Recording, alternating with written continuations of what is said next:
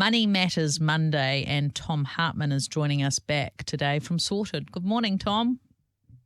Thanks, Lizzie. It's great to be with you. So we're talking about KiwiSaver again today. Today we're talking about the different types of funds that you can be in and finding the one that's right for you. I did want to ask, Tom, do you know, are a lot of people just often just caught in that default one that we end up in? Do people move around a lot? Um, there are a lot of people. I don't have the number to hand who, and the system is made for that. So when you get opted into KiwiSaver, you're sort of automatically enrolled. You go into one of 6 default funds that are balanced, and that's what we're talking about. Well, what does balanced mean?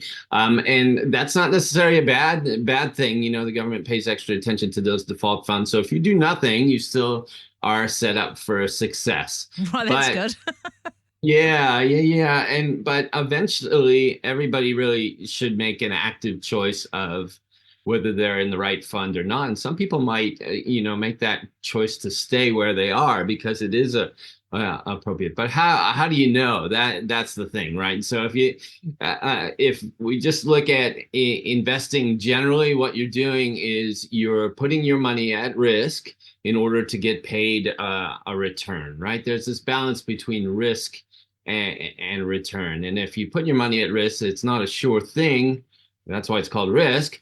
But you really expect that over time that you would be paid a return and it would be worth your while. So how do you figure out how much risk to take on?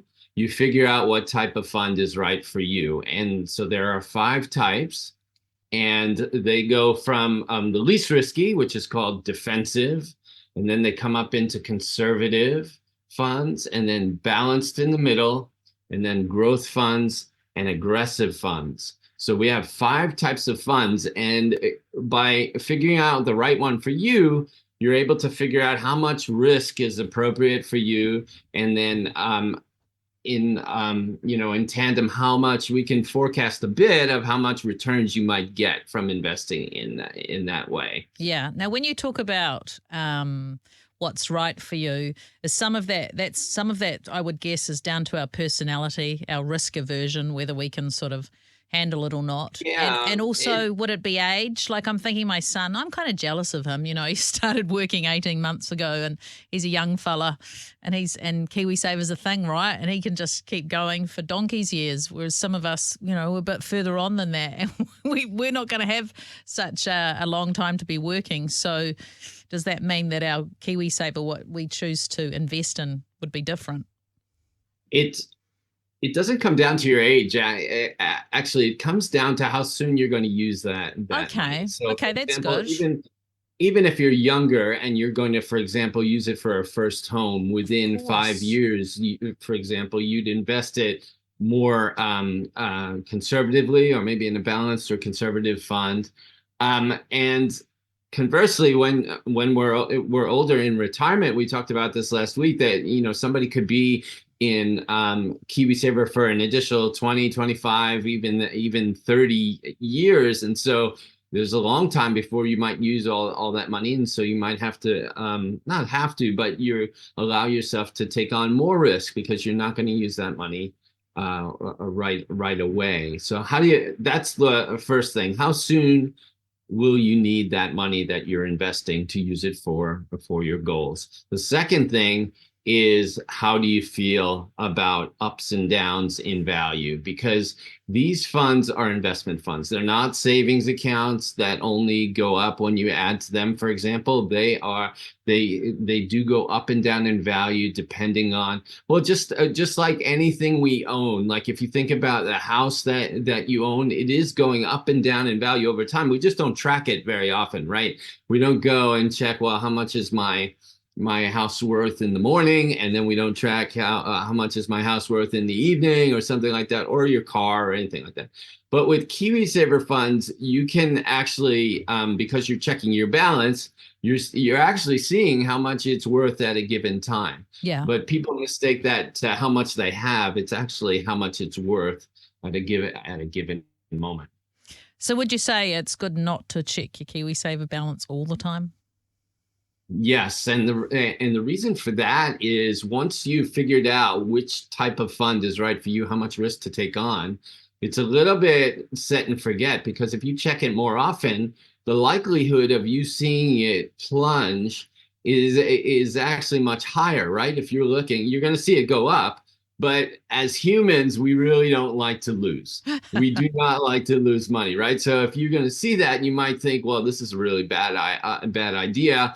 I should go into a defensive fund, which is very much almost like a cash fund, so that there's no ups and downs, and I won't feel like I'm on a roller coaster. If you look a little bit less of the time, you're able to sort of ride the ups and downs, which is actually a feature of this. Because of those ups and downs, we can actually grow our money that much more. Yeah. Now, you guys have something, the KiwiSaver Fund Finder. We did mention it the other week, but it obviously covers a few things on your website. And is this how we can determine what is the best fund for us, Tom?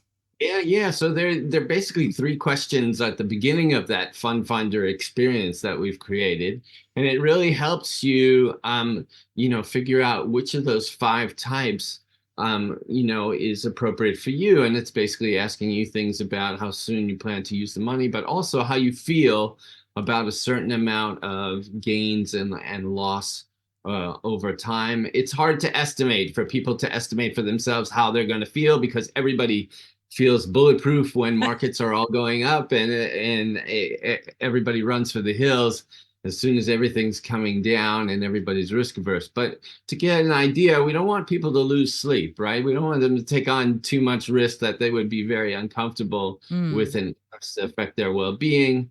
But if you have large amounts of time, the idea is that before you need the money, the idea is that you have time to ride out those ups and downs in value that invariably happen in the market. Yeah. Explain what large amounts of time is. Yeah, so it really depends. So for example, if you're invested aggressively, which is mostly in shares and commercial property and things that have a lot of ups and downs, a lot of what they call volatility, then you might want to make sure that you have at least 13 years, for example, at least more than a decade to go before you need that money, because over time there can be, those huge ups and downs, and you want to make sure you have the time to ride those out. For growth funds, it'd be a little bit less. It might be, 10 years or more. For balanced funds, it would probably be around eight years or more.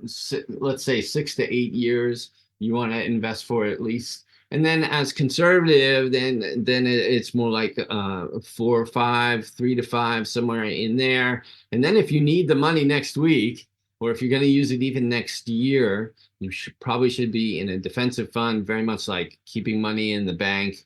And so you won't get a lot of chance for growth out of that. You won't get a lot of chance to grow your money very much in those, but at least it's going to be there when you need it. So for example, if you're using it for a house deposit or something like that, those funds tend to come in handy.